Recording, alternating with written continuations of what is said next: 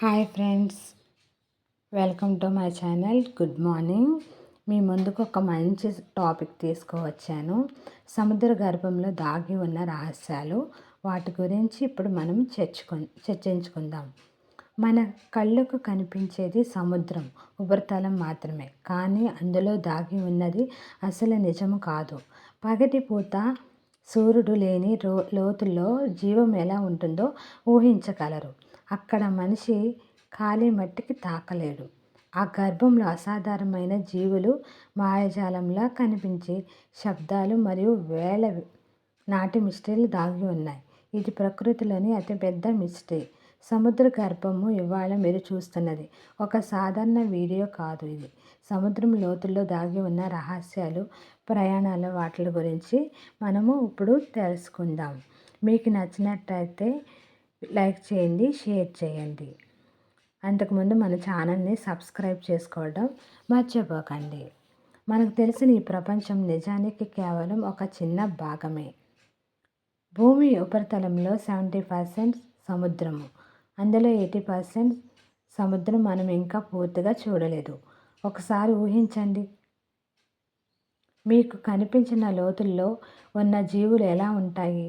వేలగా సముద్రం తనలో దాచుకున్న రహస్యాలు ఏంటో మీకు తెలుసా? ఈరోజు ఒక అద్భుత ప్రయాణం చేస్తాం. ప్రపంచం వచ్చిపోయిన ఒక మిస్టరీ లోకానికి. ఇది సముద్ర గర్భం. మనము ఎంత సముద్రము ఎక్స్ప్లోర్ చేసాము తెలుసుకుందాం. అసలు నాసా 3వ సారి మంగళయాన్ని చూస్తుంది, కానీ మనము భూమి మీద ఉన్న సముద్రం మాత్రము ఇప్పటికీ అంత చిక్కని మిస్టరీ. సైంటిస్టుల అంచనాల ప్రకారం సముద్రంలో 80% మనం ఇప్పటికీ ఎక్స్ప్లోర్ చేయలేదు. కారణం తీవ్రమైన ఒత్తిడులు, శూన్యకాంతి, అనేక మిలియన్ల ప్రెషర్ లెవెల్స్. అసలు ఈ సముద్రం మార్గంలో ఎలాంటి వింత జీవులు ఉన్నాయి, ప్రపంచానికి తెలియని జీవరాశులు ఏమున్నాయో మనము తెలుసుకుందాం. సముద్రంలో లోతుల్లో జీవించేది మనం ఊహించలేని జీవులు. కాంతిని ఉత్పత్తి చేసే యాంగిల్ ఫిష్, చిరుతపుల్లి కన్నా పెద్ద క్రేన్ స్క్విడ్, నలుపు నీలరంగులో మెరుస్తూ కనిపించే జెల్లీ షిప్లు. అవి మనకు ఎప్పుడు చూడని జీవన శైలిని కలిగి ఉంటాయి. ఇంకా ఎన్నో జీవుల పేర్లు మనకు తెలియకుండా మాయమవుతూ ఉంటాయి. అంతేకాకుండా మూడో ఫ్యాక్ట్, పాత నౌకలు, శకలాలు, మునిగిన ఖజానాలు. సముద్ర గర్భం అంటేనే చరిత్ర దాగి ఉన్న గ్రంథాలయం. సంవత్సరాలుగా మునిగిన వేల నౌకలు, కొన్ని ఖజానాలతో, కొన్ని కథలతో. తూర్పు ఆఫ్రికా ఒక పోర్చుగీస్ నౌక బంగారంతో నిండిపోయిన రిపోర్టు. అలాంటి ఎన్నో మిస్టరీలకు సముద్రం చెబుతున్నది, కానీ మనము వినలేకపోతున్నాము. ఫోర్త్ మిస్టరీ, శబ్దాలు. 1997లో NOAA ఒక వింత శబ్దం రికార్డ్ చేసింది. దీన్ని ద బ్లోప్ అని పిలిచేవారు. ఈ శబ్దం కిలోమీటర్ల దూరం వరకు వినిపించేది. ఇది జంతువుల వలన వచ్చింది లేదా ఏదైనా అజ్ఞాత శక్తి వలన? ఇంకా సమాధానం లేదు. ఇంకా ఎలా? అండర్ వాటర్ మిస్టరీ శబ్దాలు సైంటిస్టులను ఆశ్చర్యపరుస్తున్నాయి. Under water cities. ద్వారక యోగిని.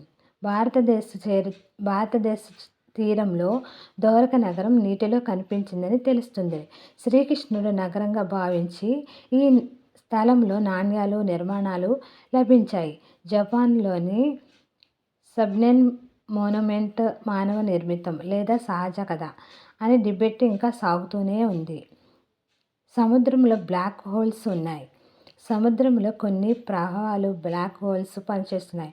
వాటి శక్తి ఎంతంటే చిన్న షిప్పులు ఆ స్పాట్లోకి వెళ్తే తిరిగి రావటం లేదు. ఇవి సాధారణ అలల ప్రభావం కాదు, ఒక మిస్టరీగా నిలిచాయి. Ocean oxygen. గాలి మనకెక్కడి నుంచో వస్తుంది. మీకు తెలుసా?